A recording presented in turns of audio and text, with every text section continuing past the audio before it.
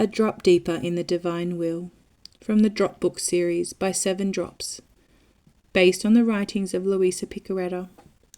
Page 30. Only with the gifts of the divine will can we take part in this procession. Without the gift of the divine will, a soul cannot return love to the Father in a divine manner, from which the Holy Spirit proceeds. With the gift, God has truly made a soul in his image and likeness.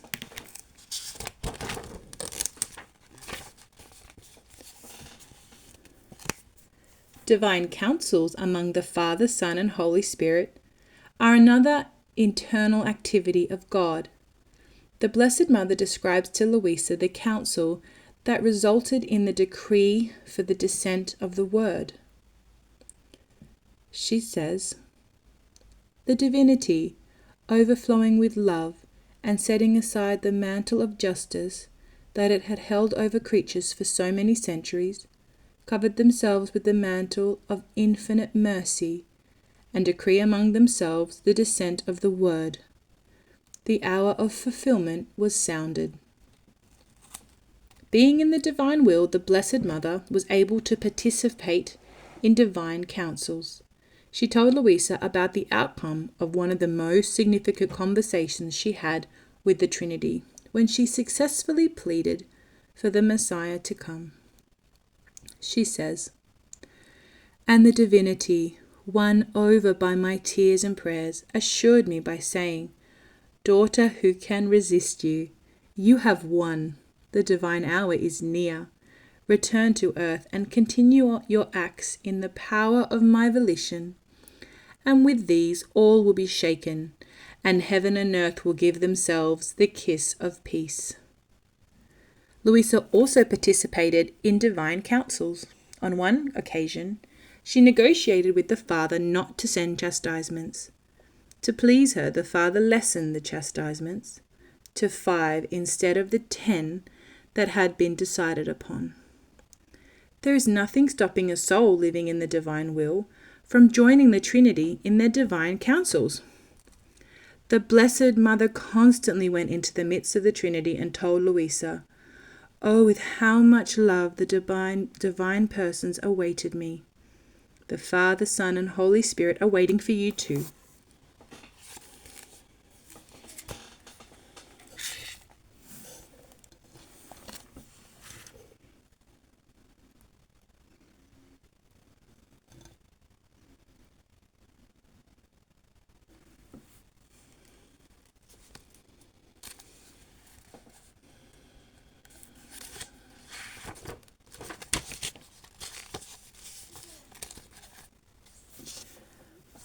In addition to God's internal activities, he also has ones which are ad extra. These activities are more familiar to us. The Father, Son, and Holy Spirit are inseparable in these external activities. When Jesus hung on the cross, the Father and the When Jesus hung on the cross, the Father and the Holy Spirit hung on the cross with Jesus. When the Holy Spirit came down in tongues of fire at Pentecost, the Father and the Son were with him. We become part of this inseparable unity of persons, sharing the same activities. Our external activities become theirs as well. It might look like you are the only one going about your day working, eating, and sleeping, but whatever you are doing, they are doing with you. Ad intra, your participation in the divine procession and counsels is as one voice in 4 together with the Trinity. Once the activities generate outside the divine procession and counsels, or ad extra, there is a unity of one act and voice manifesting many effects of which you are now a part, from making the sun shine to sweeping a floor. As amazing as this may seem, if someone is talking with you, they are talking with the Father, Son, and Holy Spirit and you. If someone blesses or curses you, they are blessing or cursing the Father, Son, and Holy Spirit as well. At the same time, look at the sun. You are making it shine with them. Whether internal or external, human or divine, God and you now share all activities together. He will never leave you on your own or exclude you from his activities, because he cannot leave or exclude himself.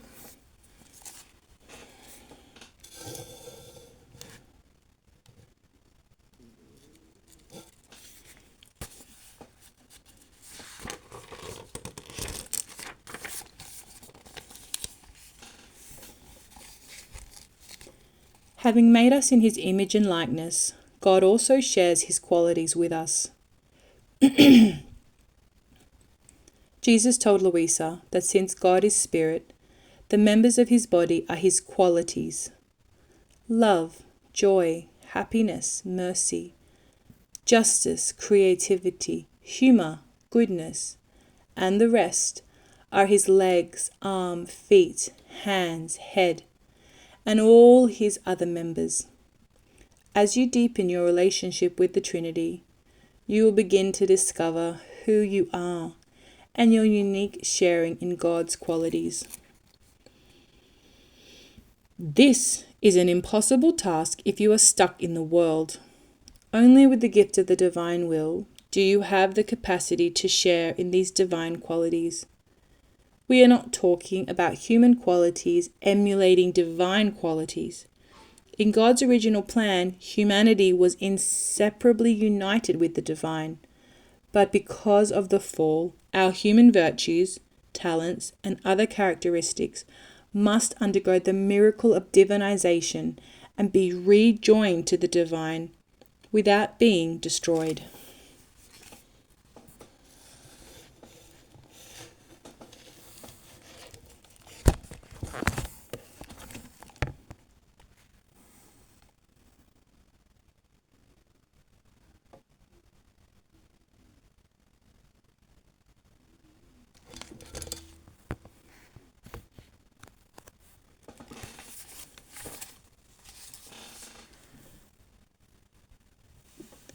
The Blessed Mother received God's qualities when the Father, Son, and Holy Spirit poured seas of power, wisdom, love, and beauty upon her.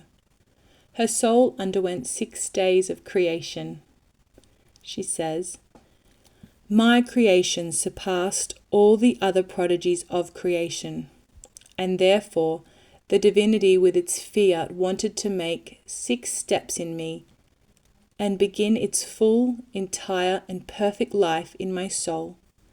And oh, into what divine heights was I placed by the Most High." Luisa experienced this too. "I was doing my round in creation to follow the acts that the divine fiat does in the created things, and as I arrived at Eden, it seemed to me that my lovable Jesus was waiting for me to be able to communicate to me the love, the goodness, the sanctity, the power, and everything he did in creating man, pouring all himself into him, to the point of filling him completely with himself and with his divine qualities, but so much to the point of overflowing outside, giving him the task, as the highest honor for man, to avail himself of his love, goodness, sanctity, and power in order to carry out his life in the very goods of he who created him. I felt as though soaked with the divine qualities."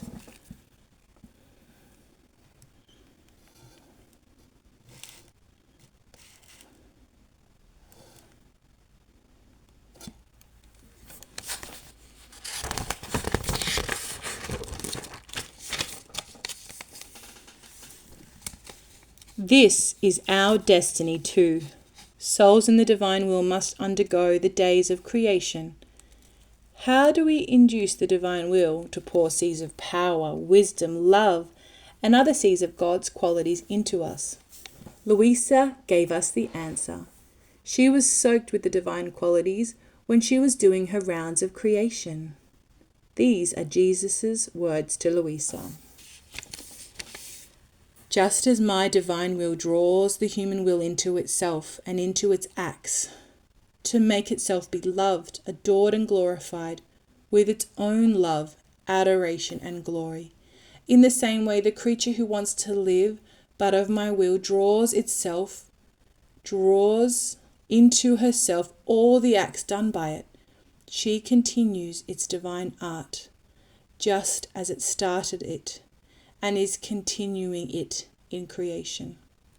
So here is how you make God's qualities your own. Keep doing the rounds of creation, redemption, and sanctification. These are God's qualities in action when you take possession of the divine acts of wisdom, power, love, and beauty. You draw divine wisdom, power, love, and beauty into your soul.